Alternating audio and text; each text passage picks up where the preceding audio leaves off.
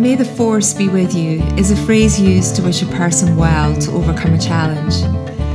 The invitation in this podcast, May the life force be with you, is to explore what it means to truly feel alive, to appreciate the physical, emotional and spiritual connection to our energy, and finally to understand how this impacts who you are and all that you do.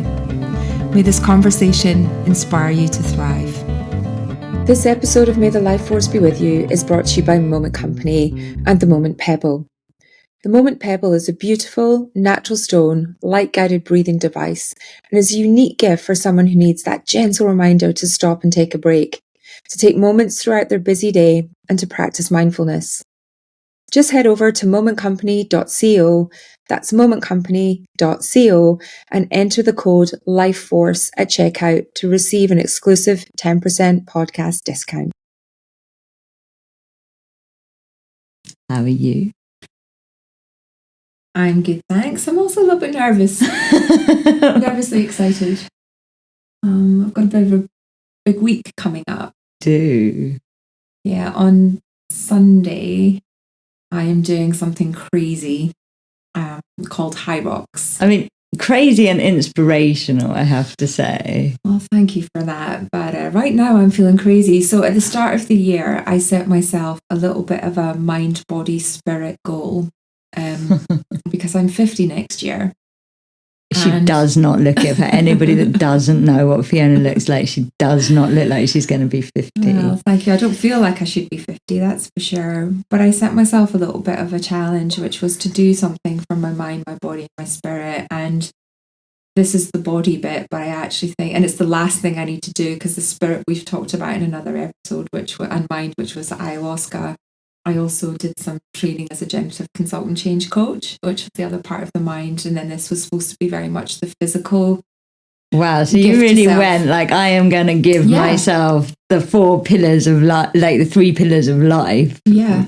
To me, it sounds like up leveling. Like, yeah, there's just a little bit of a, hey, age doesn't matter. Don't restrict yourself and actually push a little bit of limits. And take yourself to kind of next level. And so this just explain about the competition, like what's it in, like you've told me bits, but I'd actually like to know, and obviously other people don't know what this competition is. So what do you have to do? So it's probably one of the fastest growing kind of sport competitions out there, and it says it's for everybody, and I guess that is true because there's no time limit, there's no specific pressure, but it is quite intense. Like I've been training very hard. I've been training 7 times a week for about. And is it like running? What do you have to do? So what you do, I'm doing it as a pair. Okay. God bless, and much respect to anybody that does it as a solo artist, of which my friend Jane is a machine. She like won it in Dublin. She does it on her own. But basically it's 8 kilometers of running, but in 1 kilometer stints. So you basically do like a 1K sprint, and then there's weight training, high CrossFit style, functional fitness style exercises in between. And there are certain weights and certain requirements for men, women and doubles. So I run 1 kilometer, then I do 1 kilometer on the ski machine, then you run 1 kilometer, then you push a sled, which is, I think it's 108 kilos for women. You push. Is it all meters. In one day? It's all in one go. Oh my God. 50 meters, then you run 1 kilometer, then you push, you pull a sled, which is 78 kilos. And what's the competition? Is it like who does it the fastest? Yes. Okay, yeah. So you have to do all of these things back to back as a race. Yeah. And so there's sled pushes and pulls. The horrible part is stations 3, 4, 5, 6, which are sled pull, 1 kilometer on the rowing machine, 80 meters of box jump burpees, and I don't even like doing 200 meters of 100 meters of lunges, 200 meters of lunges, then 75 squats whilst throwing a 4-kilo wall at a ball. I'm doing it with a partner. Whilst you're running 1 kilometer in between. So I'm doing it with a partner, which means we get to tag each other out during the stations. So you I get might to have do breaks. Yeah, and the great thing is Kahreela is really fast at running, which is great because I can try and keep up. I'm a terrible runner. I've been doing lots of tapping. You're obviously not a terrible runner because you were doing this competition. I have run a marathon. I did that for my last upgrade when I was 29 and then when I was 39. So this is like my 9 birthday milestone things I like to torture At the end of your decade, you're just like endurance test. Yeah. So I'm doing that next week and it's been hugely enjoyable, believe it or not. It doesn't always feel like it, but I can feel the strength that I've built in my body and the sense of camaraderie with everybody I train with at 45 Brighton has been amazing. And that real sense of achievement of being able to kind of push your body, but also your mind limits. Your mind gives out 30% when your body's still got 30% to give. And so it's taught me a lot in terms of resilience and fitness and focus as well. So, I've been getting up and running in the rain because it never stopped raining at the UK at the moment. If it rains, you don't train. That can't be the thing. No, you got to do it. But it's also taught me a lot about rest and recovery as well, because you can't keep pushing yourself. And I've been a little bit injured, and you appreciate more what your limits are, but also how much more you can do than you think. And so this time last year, I didn't think I would ever be able to really train again. I was really injured. I felt like my body... What did you injure? I ripped my rotator cuff. Mm-hmm. I had sciatica problems. I had just niggles everywhere. And from training too hard? From training, but also lifting my dad when he was ill. Right.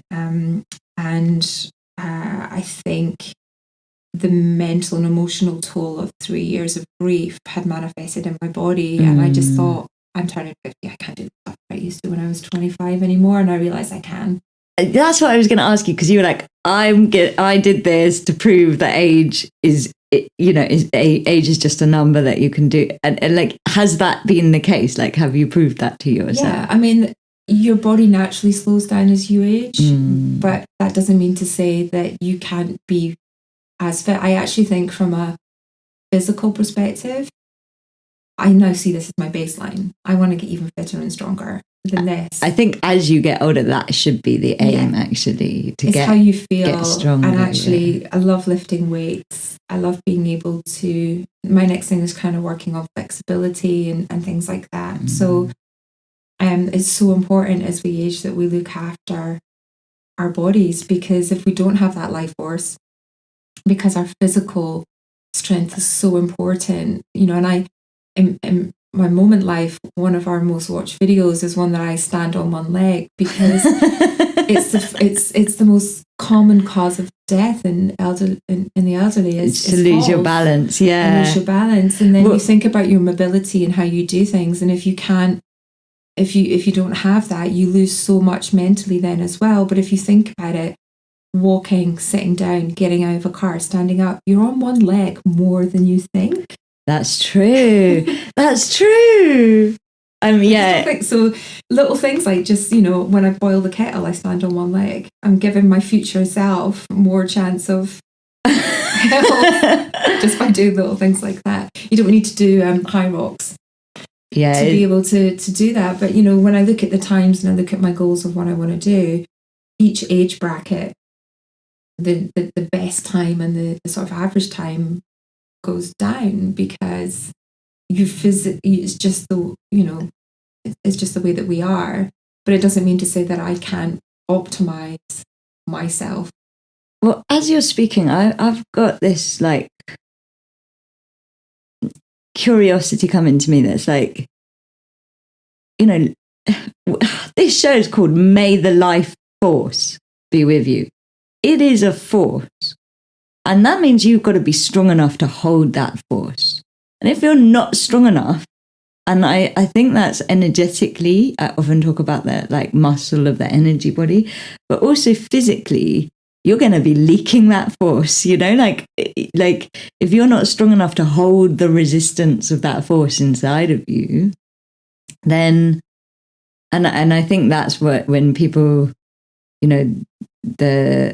most people dying from falling is not always because they fell. It's more because when you fall and you lose your mobility at that age, when you stop moving, you lose your strength, But now I'm like, but you lose your life force energy. It's like your ability to, it's like giving me this whole new perspective of like, wait a minute, you need your muscle and your strength, not just for your posture, not just for your sugar levels, but also for your life force levels, you know, because you need strength to hold a force. Yeah. And Absolutely. This is the force. Mm-hmm. So are you feeling like you have more life force energy by building up this strength? Yes. Ooh. There's no other way to say it. Yes. And it makes you feel good. It makes me feel energized. It makes me feel more positive. And you know, I always say I wish we could take our brains out and see them as we work on them, because if we could see the progress of building the muscle, we'd want to do it more often. But the thing to kind of hold together is that when you're building up your physical muscle, you are doing it with your mental at the same time. Your mind and body muscles are working out simultaneously. So, you know, if we were having this conversation this coming Sunday at 10 a.m, there'd probably be a lot of explicits coming out my mouth as I am doubting my life choices of the fact that I'm in zone red cardio and I can't breathe. But I know that I've been there when I did the marathon, and my first marathon in 2004, like I've been there when you think I cannot go on. And then you go beyond. Yeah, I think exercise, or certainly from the kind of guidance point of view, exercise also charges your belief in yourself, because it takes you beyond your it's like that's the time that you are going beyond your physical limitations, and therefore proving to your whole system, mind included, that you are that these limitations are not as limited as you think they are. And my guys go as far as to say it's not really exercise if it's not taking you beyond your edge. Like, that's what exercise is.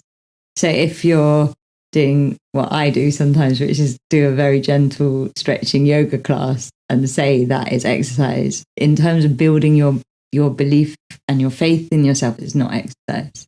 Doesn't give you...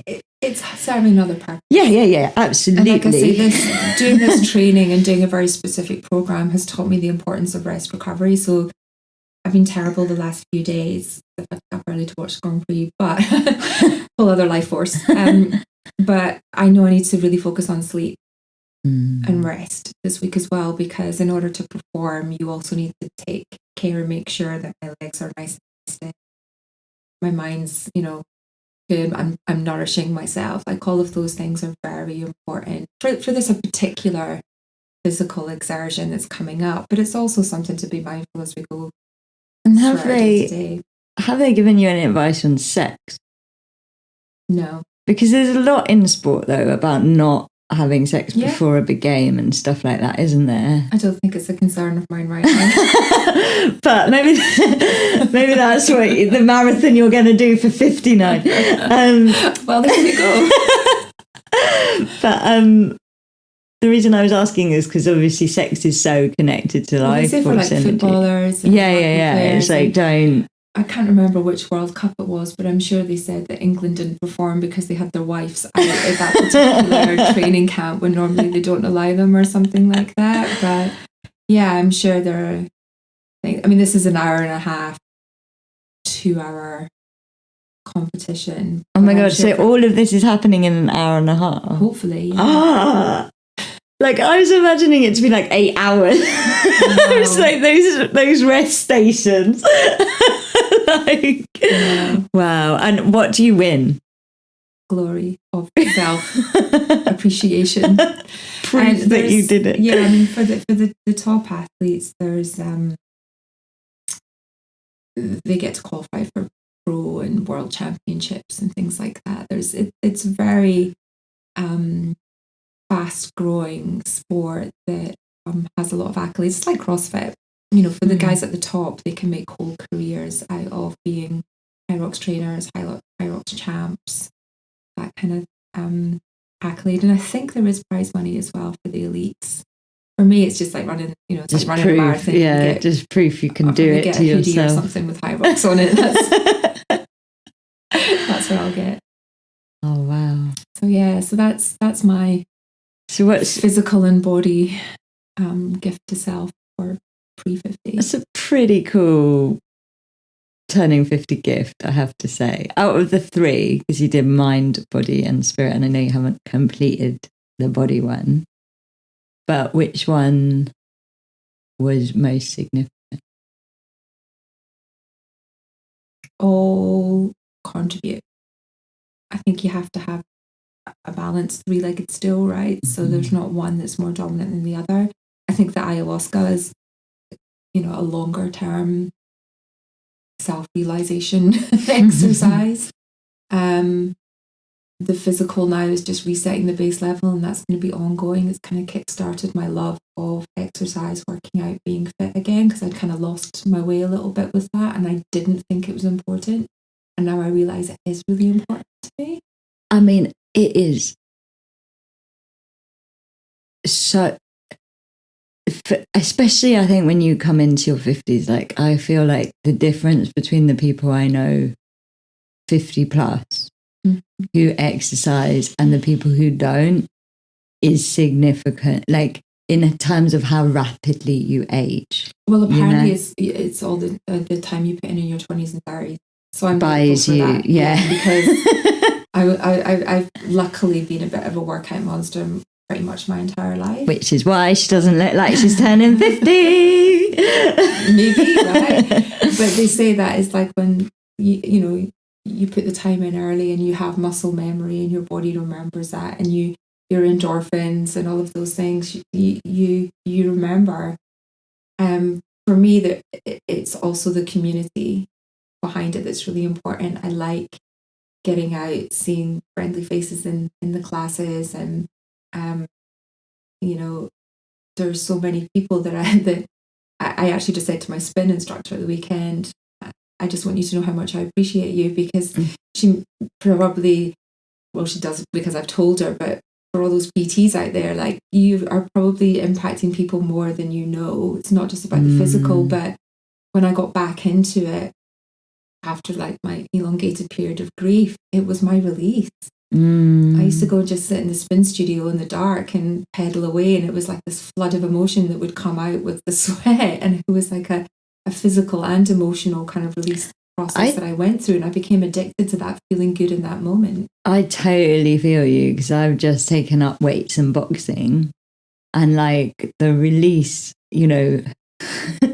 like to me it's still ridiculous that I'm boxing, but the release of hitting that bag is it's actually so related to it is energizing. Yeah, but it's so related to the emotional body as well. It's like I kind of feel like our emotional body needs to exercise. Certainly when you're doing boxing, you're like, oh, that's what I'm angry about, and like there's it's like ancestrally, I think we used to move with our emotions a lot more than we do now.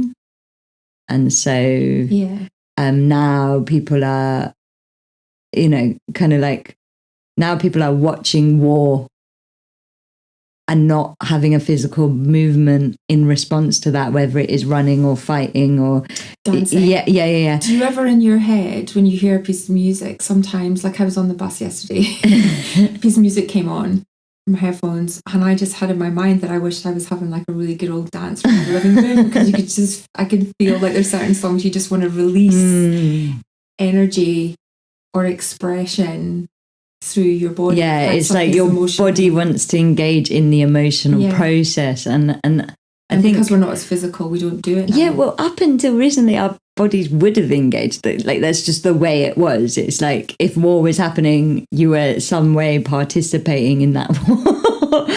And now we're like experiencing war through our mind, through our visual, like through media, and not having any process of that in our physical bodies. And I feel like exercise really brings, one of the things we were talking about in the weights class, in the boxing weights class, was that like And our ancestors would have carried heavy stuff nearly every day. Yeah. We are made to work our muscle. One of my stations in Hyrox is to carry 32 kilos, 200 meters. And I've been going to Tesco and getting my shopping, carrying it home in each hand to practice. So I do know what it's like. But yeah, we don't have to go and like collect water or forage or hunt anymore. So yeah, we don't have that same physical activity and connection to our routines, emotions. Our emotions, yeah, the physical expression of our emotions. It's funny, I know we spoke about like maybe doing this in two halves because we've both got two things, but actually it's kind of led. I was going to just ask. It's kind of led to it's the big thing I'm doing today. And so maybe we just keep going. Go for it. Tell us about what you're up to today. It's very physical as well. It's physical, and it's like I can feel the emotion because we're getting close to literally straight after this, I'm off to do Kambo, which is it's frog medicine. It's really weird medicine. They like tickle the frogs, and the frog produces this excretion from being tickled. It's like frog tickle excretion. The name of this podcast. Tickling the frog. And basically, you take Kambo. It's burnt into you. So they burn the Kambo into you. And then the Kambo kind of scans your body and causes a big release of toxins and things that are not of service to you. Is it considered a psychedelic? No. Okay. You just throw up. You just throw up. And it's very, very good for your health. There's all sorts of science behind it that, maybe I'll get the guy that's doing it to come on the podcast and speak about it from a more kind of authoritative way than I can. Because I've only done Kambo once. And as I've said before, I'm pretty strict with medicine personally. So like I will only do a medicine if I get really caught, if I know 100% that medicine is calling me. And when Kambo called me before, this was 2018, like literally frogs were jumping across my path, like real life frogs. And I was like, okay, I need to take Kambo. Show me a sign here or something. Yeah, I was like, not good enough sign. And so by the end, frogs were like crossing me in the street. Yeah. And so, and I took Kambo, and it was powerful. I remember I worked with, like I wanted to clear like some abundance blocks, and I was rethinking about it last night. And I was like, yeah, it really did clear those abundance blocks. I remember what I was throwing up because you can just work physically, but I was choosing to work with what my DNA body was storing physically, and what my DNA body was storing was my great-grandmother seeing her father who hung himself in the Depression, and her hair turned white overnight. She found him hanging in a barn because of his deaths in the Depression. And her hair turned white overnight. She was young. I didn't think your hair turning white was a real thing until I found that out from my family. Grandmother. Yeah. Her father was in so much debt that he hung himself, and she found him. And I realized that kind of freeze was stuck inside of me. And so that's what I purged the first time I took Kambo. But what I didn't realize then was that straight after that, me and my partner at the time of 10 years wanted to open up our relationship. And so straight after taking Kambo, literally within weeks, this very, very secure and very beautiful relationship in my life opened up. And it started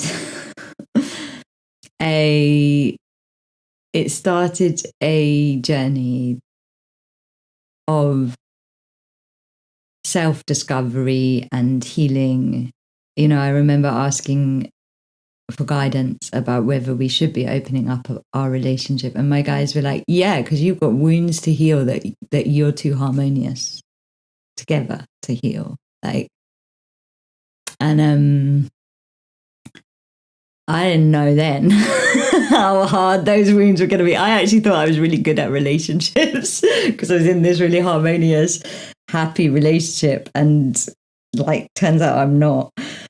And basically, yeah, we did a year of openness.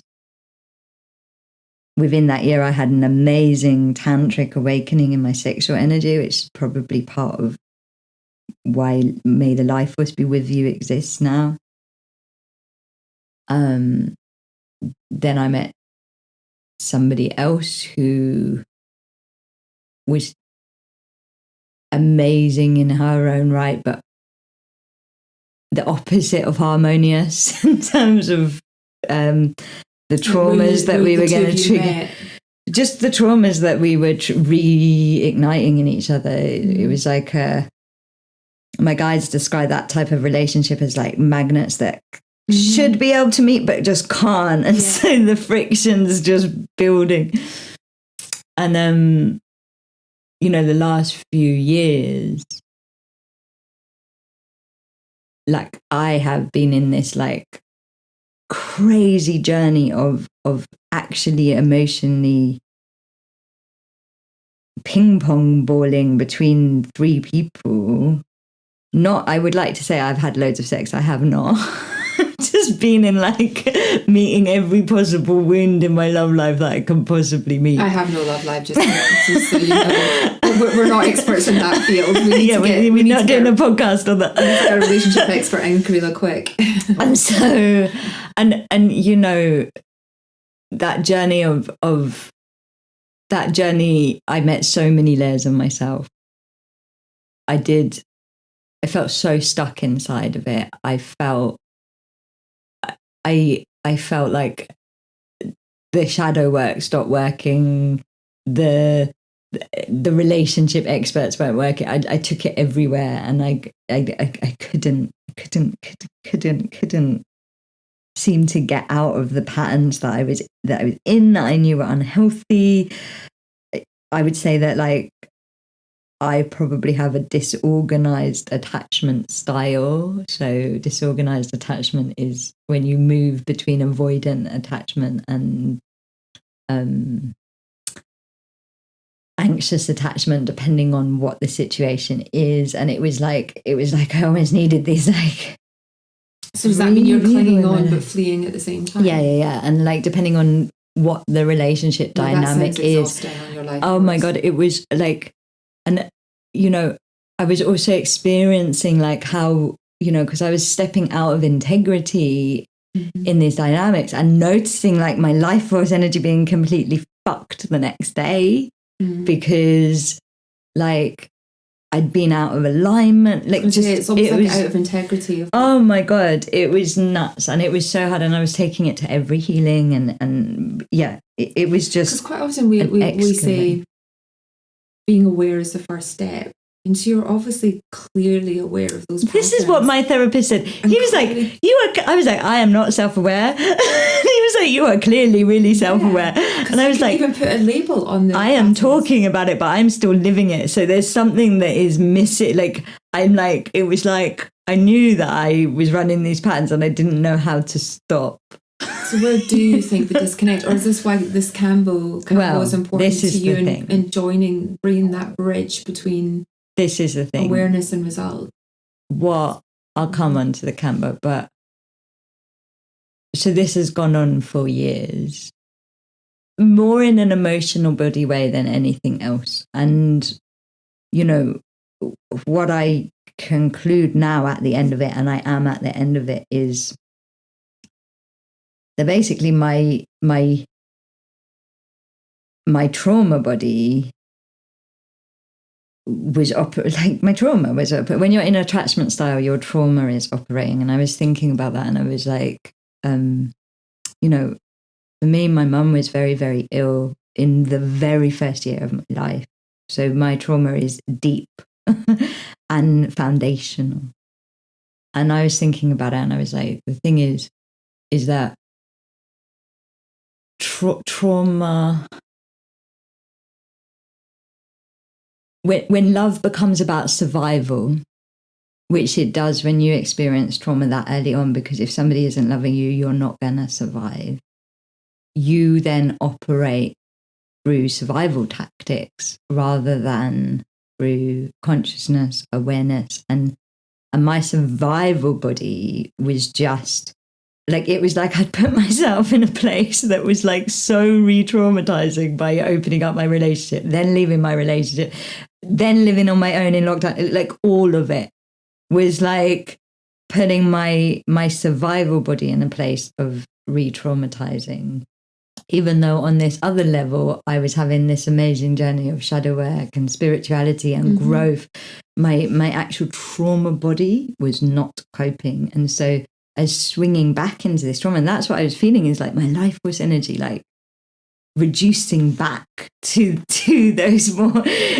And how long would those like trauma moments last? Are you talking about a fleeting moment, or is it something that no, it's like I'd get caught in it for days. Right. Like, and you know, other people were getting hurt. I think everybody's trauma was dancing with each other, because I think we were all so contracted to relieve these patterns from each other. But what then happened is, like, literally as the frog started calling me again, and I was like,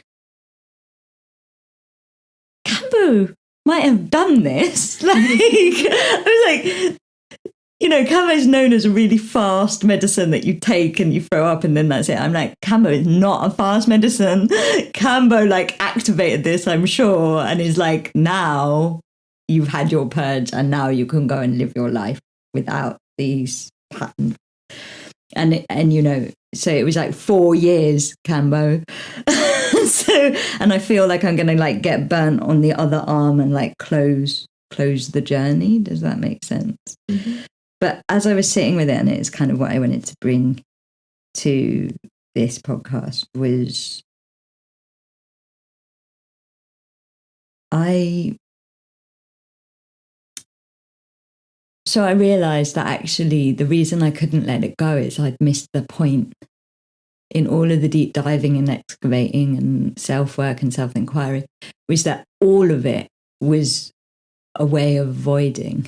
Like all of it was a way of avoiding the separation or the loneliness that was me without love, and without love being survival, and without that story meeting the moment.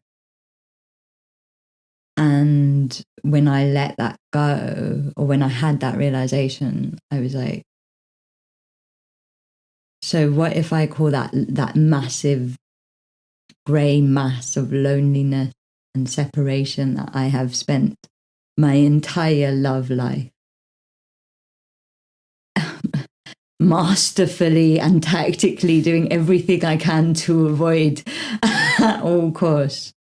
I was like, what's the opposite of avoiding? And I didn't have it in me. And I was like, it's participating. It's leaning in. It's participating. Mm-hmm. And so I was like, I'm going to participate with this space that I'm so terrified of. I'm going to participate with this being on my own that I'm so terrified of. I'm going to participate. And what does that look like when you say that?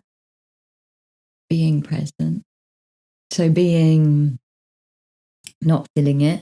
You know, I also then realized that this disorganized avoidant pattern was like everywhere else in my life. And I was like, whoa, I'm like more it comes out stronger in me in the good. Like the thing is, these 3 amazing people who are all still in my life as friends, because there was so much real love there. These 3 amazing people all wanted to give me love. And this was my problem with love. You know, like this was me not having received love as a baby because it wasn't possible, and having a very disorganized emotional family because my mum was so ill. Not knowing how to receive love because it hadn't been taught to my sister. Mm-hmm. So this was that. And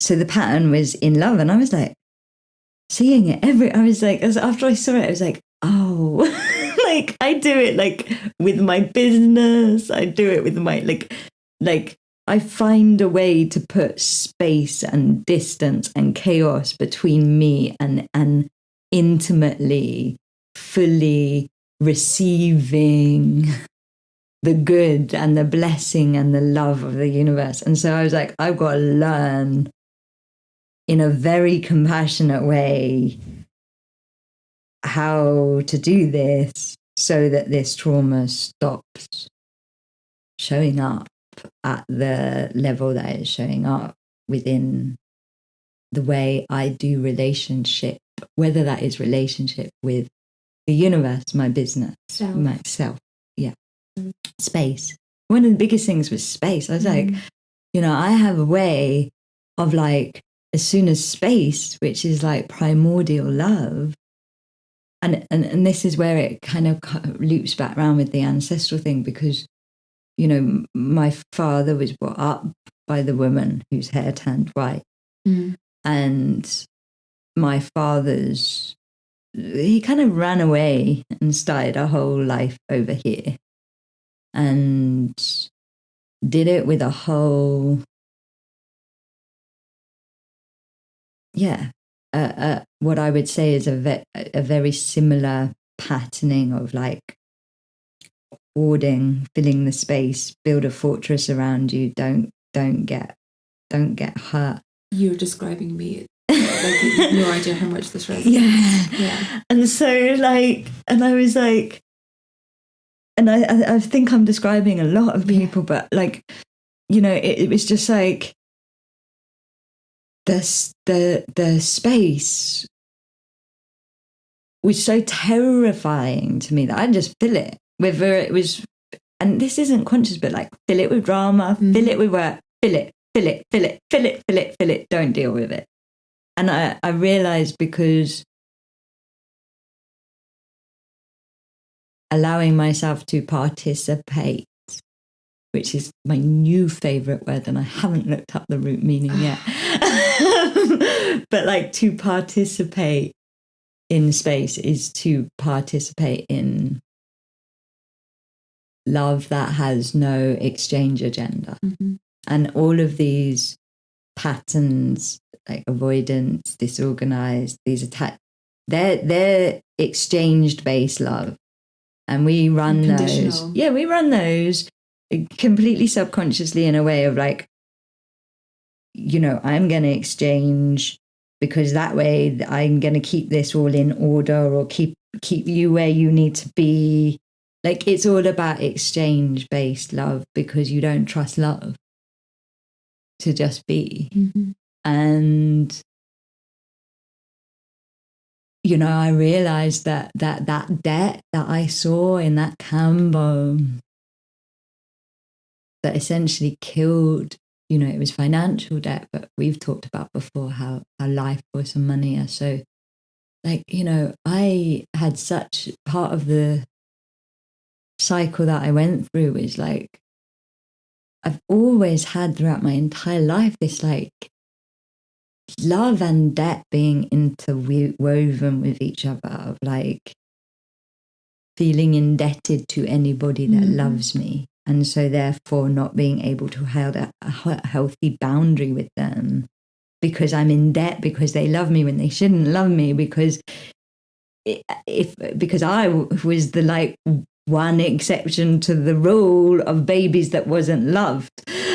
And so like, and I was suddenly like, oh, you've been doing this like debt and then interest, like nutty thing in your relationship with love.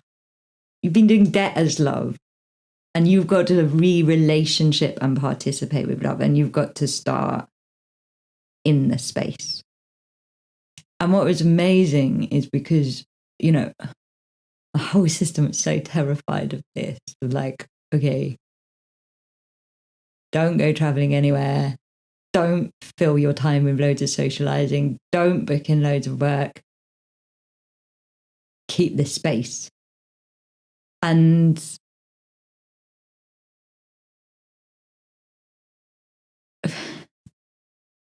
there was so much love there.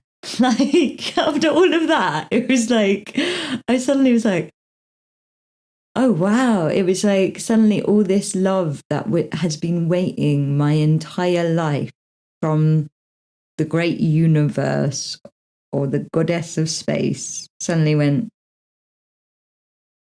now you're letting me in. And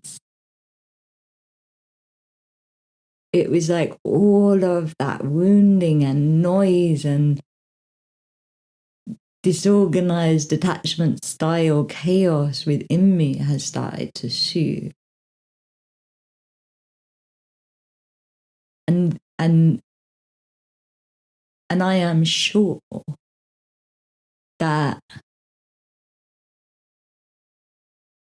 Kambo, this medicine that is known as a like, I'm sure that it started with the Kambo because the frogs has been calling again. I've had more frogs cross my path in the last few months. And I'm like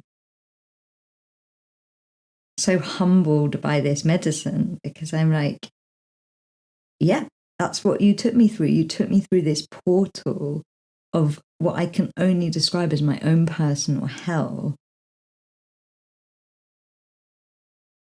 And yet to have, it's like my whole nervous system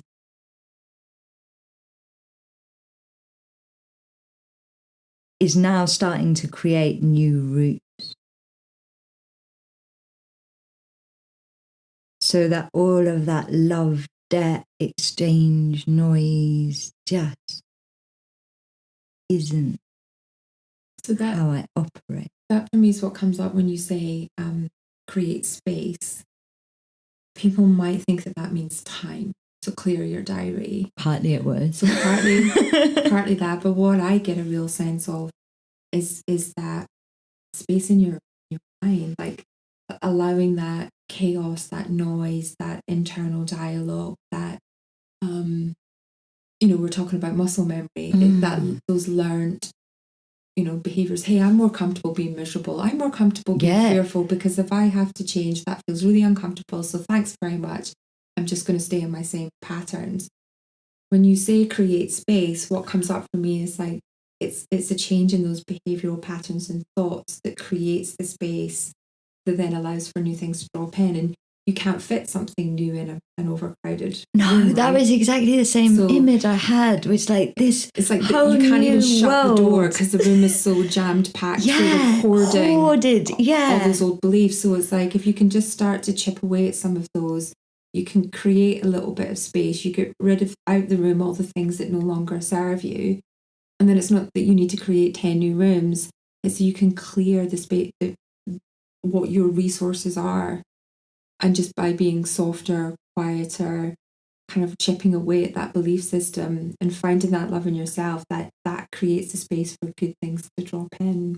Absolutely. And I used to think it was clear in my diary. Yeah, I had that image. It's like, I agree because I had that image. I was like, this whole new life wants to come through me right now.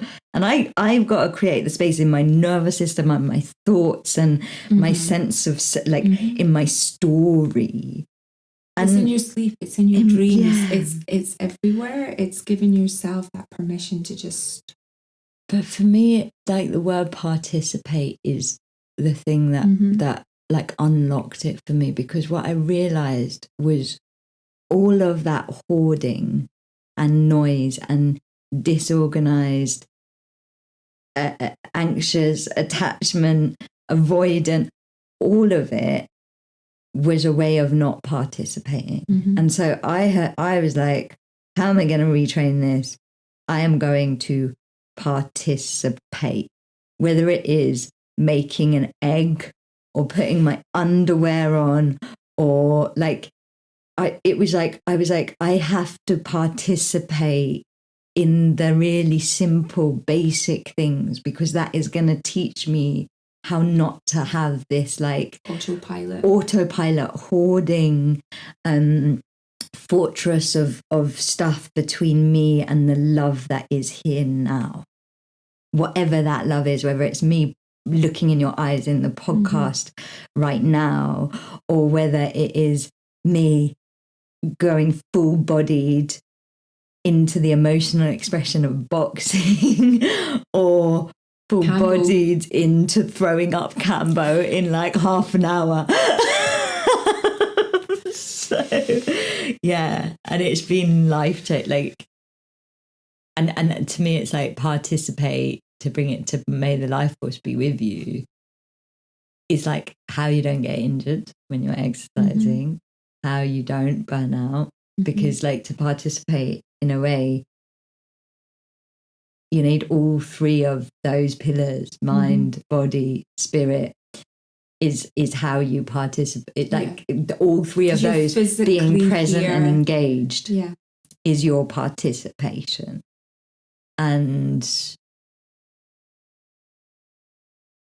yeah, so it's that is like the best summary I think I could possibly have not even dreamed up for that. You've hit the nail on the head there, that participation, being present. And we all see the bumper stickers around being present, but I think I've said before in our moment workshops, we always say be where your feet are.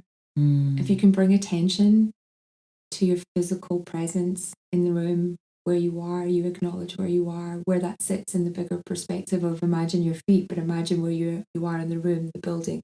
You kind of bring your mind all the way back up into the stars. You get a wonderful sense of presence, but also perspective. And that's tapping into your mind, body, spirit elements. And I think that's, that is life force energy, is when you can connect all three of those elements. And sometimes we focus on the physical to connect to the others. Sometimes we go into a more spiritual realm, but we're very much body scanning. We're very much connected to our presence. So it's something nice that ties that three-legged stool together. Yes, I'm so glad you said that, because I'm like, that is life force energy. It's when all three of those elements are in balance. Then the life force energy is just flowing. And then you're participating in life, and therefore you can receive more the of channels are open. Yeah, exactly. Then it's like the participation is like open the channels and receive. The room isn't packed anymore. It's free flowing. The door's always open. I think that's how it feels. Well, listen, I know you've got to get off to your Kambo. So let's do a follow up and see where, if I can still walk. And how you're feeling after throwing up for the afternoon. I might be throwing up as well. Having a good luck. Thank you, you too. May the life force be with you. We hope this conversation has topped up your life force energy. If it has, then please help us spread the life force. Like, share, subscribe, all of that. And may the life force be with all.